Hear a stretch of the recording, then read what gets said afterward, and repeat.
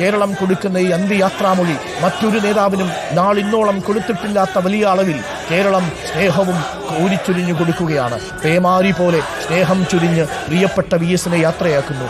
അവിടെ VS-ന് അവിടെ ചുടുകാട്ടിലെ കാഴ്ചകൾ. അവിടെ VS-ന് ചുടുകാട് ഒരുങ്ങിക്കഴിഞ്ഞു. സുജയുണ്ട്. സുജയ ചുടുകാട് ഒരുങ്ങിക്കഴിഞ്ഞിരിക്കുന്നു VS-നെ കാത്ത്. ഇനി നിമിഷങ്ങളുടെ മാത്രം അകലമേ ഉള്ളൂ VS ആ ചുടുകാട്ടിലേക്കും. മണ്ണിനും മനുഷ്യനും വേണ്ടി പോരാടിയ പോരാളി ആ ചുടുകാട്ടിലേക്ക് മടങ്ങുകയാണ് സുജയ.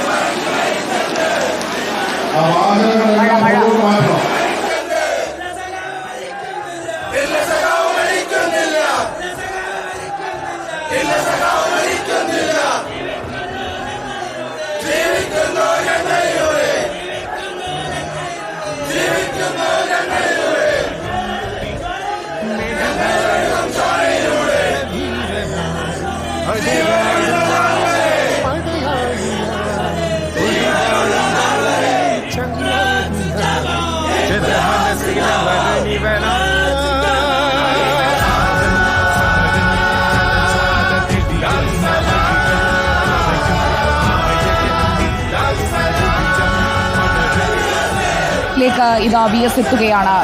ഇപ്പോൾ നമുക്ക് ദൃശ്യങ്ങളിൽ കാണാം, ചുറ്റും പെരുമഴ പെയ്തുകൊണ്ടേയിരിക്കുകയാണ്. ഈ പെരുമഴ പ്രകൃതിക്ക് വേണ്ടി, മണ്ണിനു വേണ്ടി സമരം ചെയ്ത VS-നുള്ള ശ്രദ്ധാഞ്ജലിയായി മാറുകയാണ്. ആ വീര പോരാളിയുടെ അവസാന യാത്രയിൽ പ്രകൃതിയും അകമ്പടി സേവിക്കുകയാണ്. മുദ്രാവാക്യം വിളികളാൽ മുഖരിതമായ രക്തപതാകകൾ ആ മഴയത്തും പാറിപ്പറക്കുന്നത് നമുക്ക് കാണാം.